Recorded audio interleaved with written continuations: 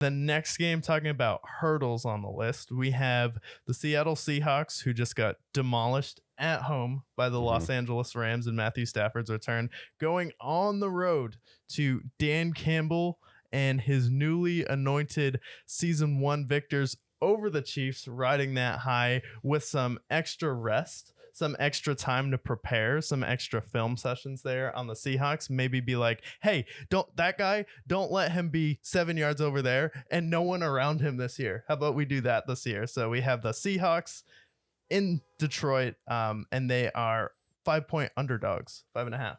And this is in Detroit? This is in Detroit. What have I been saying all year with the Lions? Hurdles. First week, they beat the Chiefs for the first time since 1988. And now in week 2, they face the Seahawks, who they have lost 7 of the last 8 games. Reason why they didn't make the playoffs last year, couldn't stop the Seahawks getting annihilated. And over the last 2 games, they have been outscored 140-98.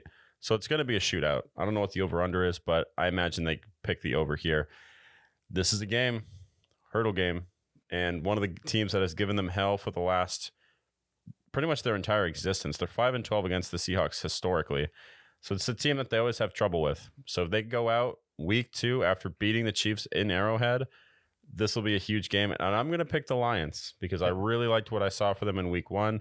They played some tough defense, and I really like the culture that they built around them. And best of all, they're at Ford Field. Yeah. And they want to play for their home team. They want to get the fans rowdy. So I see the Lions getting a win here and covering. Yeah, and like you want to talk about how rowdy that stadium is going to be. Peter King, acclaimed NFL journalist, was like, I was going to this Lions training camp session, and I get there, it's rainy. The practice is at 8:15. It's pretty much like a steady rain. It's not a downpour, but it's some rain.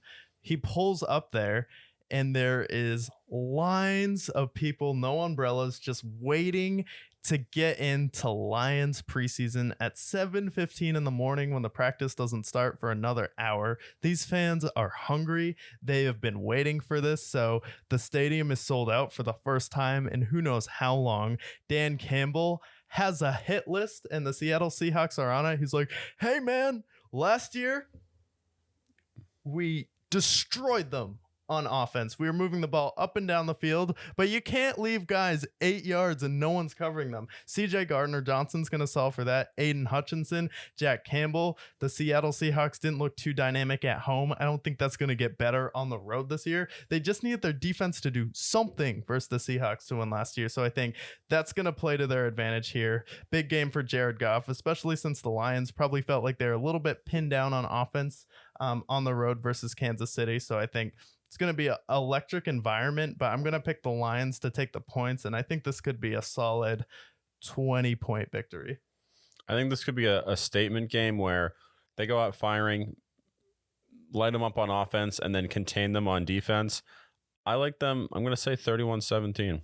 31-17 is a good score. There, I'll go 38-24. 38-24, I think, is a good score. Give some respect to the Seattle Seahawks offense there. But then